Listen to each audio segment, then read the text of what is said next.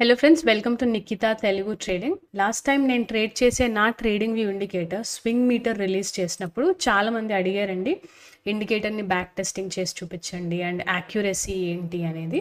అందుకే ఈ వీడియో చేస్తున్నాను. ఒకవేళ మీరు ఈ ఛానల్ కనుక ఫస్ట్ టైం చూస్తున్నట్టయితే వీడియోని లైక్ చేసి ఛానల్ని సబ్స్క్రైబ్ చేసి బెల్ ఐకన్ క్లిక్ చేయండి. ఫస్ట్లీ యాక్యురసీ అండి. మీ ఇండికేటర్ 90% యాక్యురేటా, 100% యాక్యురేటా అని చాలామంది అడిగారు. నాదే కాదండి, ఏ ఇండికేటర్ కూడా 100% యాక్యురేట్గా సిగ్నల్స్ ఇవ్వదు. అండ్ ఒకవేళ మీకు ఎవరైనా అలాగా 100% సిగ్నల్స్ యాక్యురేట్గా ఇస్తుంది మాది అని చెప్తే మీరు ఖచ్చితంగా దాన్ని నమ్మకండి. అండ్ బ్యాక్ టెస్టింగ్కి వచ్చేసరికి దీన్ని ఆటోమేటిక్ బ్యాక్ టెస్టింగ్ చేయలేమండి, ఎందుకంటే దీంట్లో వచ్చే ప్రతి సిగ్నల్ని కూడా మనం ట్రేడ్ చేయలేము. అండ్ అప్పుడప్పుడు వచ్చే కొన్ని ఫాల్స్ సిగ్నల్స్ని నేను ఎలా అవాయిడ్ చేస్తాను అనేది కూడా మీకు చూపిస్తాను. అండ్ ఇంకొకటి అండి, ఈ స్వింగ్ మీటర్ ఇండికేటర్ నా ట్రేడింగ్ జర్నీలో చాలా మేజర్ రోల్ ప్లే చేస్తుంది along with other analysis. And ఇంకొకటి గుర్తుపెట్టుకోండి ఫ్రెండ్స్, 60% యాక్యురేట్గా ఉన్నా సరే మీకు స్టాక్ మార్కెట్లో డీసెంట్గా డబ్బులు సంపాదించగలదు. కానీ ఇంపార్టెంట్ పాయింట్ ఏంటి అంటే, ఫాల్స్ సిగ్నల్స్ వచ్చినప్పుడు మీరు ఎంత తక్కువ లాస్తో త్వరగా బయటపడుతున్నారు అనేది ఇంపార్టెంట్. అండ్ ఈ ఇండికేటర్ని ఫస్ట్ టైం చూస్తున్న వాళ్ళ కోసం దీని యూసేజ్ చెప్తానండి. ఈ ఇండికేటర్లో 4 కలర్స్ ఉంటాయి: green, red, blue and yellow. Green వస్తే మార్కెట్ అప్వర్డ్ ప్రిడిక్షన్ ఉంటుంది, అంటే మార్కెట్ పైకి వెళ్తుందనే ప్రిడిక్షన్. రెడ్ వస్తే మార్కెట్ కింద పడుతుందనే ప్రిడిక్షన్తో వెళ్తుంది. అండ్ బ్లూ అండ్ yellow వచ్చేసరికి నో ట్రేడ్ జోన్స్ కంప్లీట్గా.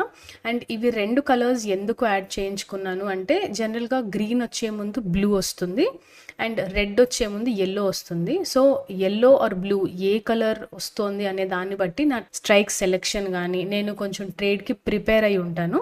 అందుకని ఈ 2 కలర్స్ నేను యాడ్ చేయించుకున్నాను. అండ్ ఇక్కడ అబ్జర్వ్ చేయండి, ఈ సర్కిల్లో వాల్యూస్ గ్రీన్ మీద కానీ ఆర్ రెడ్ మీద కానీ నేను హోవర్ చేసినప్పుడు పాజిటివ్ వాల్యూస్ ఉంటాయి. అండ్ బ్లూ మీద కానీ yellow మీద కానీ నేను కర్సర్ పెట్టినప్పుడు వాల్యూస్ నెగిటివ్లో ఉంటాయి.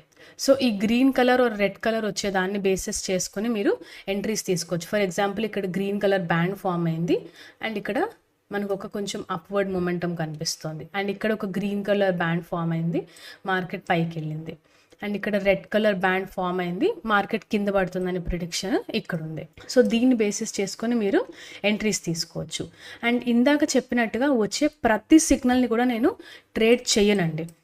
ఏది కన్సిడర్ చేయాలి, ఏది చేయకూడదు అనే దానికి నేను 2 ways యూస్ చేస్తాను. ఫస్ట్ వచ్చేసరికి హయ్యర్ టైం ఫ్రేమ్. నా స్క్రీన్ చూస్తే మీరు ఇక్కడ 2 టైం ఫ్రేమ్స్ పెట్టుకున్నాను. లెఫ్ట్ సైడ్లో 15 minutes టైం ఫ్రేమ్, రైట్ సైడ్లో 1 hour టైం ఫ్రేమ్ పెట్టుకున్నాను. ఈ హయ్యర్ టైం ఫ్రేమ్ని బేస్ చేసుకుని మనము డెసిషన్స్ తీసుకోవాలి. అంటే ఫర్ ఎగ్జాంపుల్, ఇక్కడ మనకి లోవర్ టైం ఫ్రేమ్లో ఒకవేళ గ్రీన్ కలర్ బ్యాండ్ ఫామ్ అయితే హయ్యర్ టైం ఫ్రేమ్లో బ్లూ కానీ లేకపోతే గ్రీన్ కానీ బ్యాండ్ ఉండాలి. అప్పుడు మీకు ఎక్స్ట్రా కన్ఫర్మేషన్ దొరుకుతుంది. అండ్ ఒకవేళ లోవర్ టైం ఫ్రేమ్లో రెడ్ కలర్ ఫామ్ అవుతే హయ్యర్ టైం ఫ్రేమ్లో yellow colour or red colour band form అయి ఉండాలి, అప్పుడు ఎంట్రీ తీసుకోవాలి. అండ్ ఫర్ ఎగ్జాంపుల్, ఇక్కడ చూస్తే ఇక్కడ రెడ్ కలర్ బ్యాండ్ కనిపిస్తోంది మనకి, కానీ హయ్యర్ టైం ఫ్రేమ్లో మాత్రం బ్లూ ఉంది. సో మనం ఎంట్రీ తీసుకోము దానికి. ఇలాగ మనం కొన్ని సిగ్నల్స్ని అవాయిడ్ చేయొచ్చు. అండ్ మీరు దీన్ని even 5 minute lower time frame and 15 minute higher time ఫ్రేమ్లో కూడా ట్రేడ్ చేసుకోవచ్చు. కానీ నేను మాత్రం lower time frame 15, higher time frame 1 hourలో ట్రేడ్ చేస్తాను.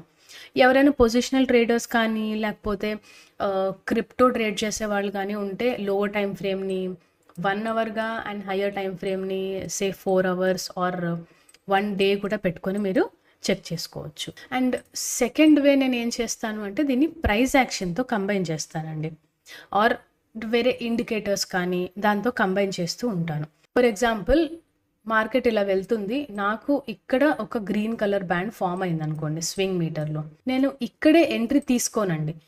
ఇక్కడ మీరు చూస్తే ఒక రెసిస్టెన్స్ అంటే ప్రీవియస్ హై ఫామ్ అయింది కదా, ఆ ప్రీవియస్ హైని బ్రేక్ చేసే వరకు వెయిట్ చేస్తానండి. బ్రేక్ చేసి పైకి వెళ్తే నాకు కన్ఫర్మేషన్ వస్తుంది సిగ్నల్కి, సో ఇక్కడ నేను ఎంట్రీ తీసుకుంటాను.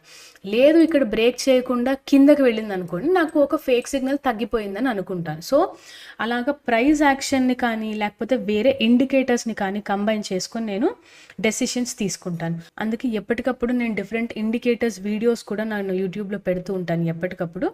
మీకు ఆ ఇండికేటర్స్ ఇంకా చూడాలి అనుకుంటే ఛానల్ని సబ్స్క్రైబ్ అయ్యి ఫాలో అవ్వచ్చు నన్ను. అండ్ స్వింగ్ మీటర్ ఇండికేటర్ వచ్చేసి నాకు మెయిన్ కన్ఫర్మేషన్ అండి. ఎందుకంటే మనం స్టాక్ మార్కెట్లో ఎప్పుడూ ఒకటే ఇండికేటర్ మీద రిలై అయ్యి డెసిషన్స్ తీసుకోకూడదు. సో నేను దీన్ని వేరే స్ట్రాటజీస్తో అండ్ వేరే ఇండికేటర్స్తో కలిపి యూస్ చేస్తాను. కానీ స్వింగ్ మీటర్ అనేది నా ప్రైమరీ అండ్ మెయిన్ కన్ఫర్మేషన్గా కన్సిడర్ చేస్తాను. మీకు ఇప్పుడు అర్థమైంది అనుకుంటున్నానండి నేను ఎందుకు ఆటోమేటెడ్ బ్యాక్ టెస్టింగ్ చేయలేదు ఈ ఇండికేటర్కి అని. అండ్ నేను ఇందాక చెప్పిన రూల్స్ అన్నీ మీరు ఫాలో అయ్యి ట్రేడ్ చేస్తే కనుక మీకు మంచి రిజల్ట్స్ వస్తాయి. ఒకవేళ మీకు ఇండికేటర్ కావాలి అంటే nikitrades.inని విజిట్ అవ్వండి. ఇంకొక ఇంట్రెస్టింగ్ వీడియోతో మీ ముందుకు వస్తాను. అంతవరకు థ్యాంక్ యూ.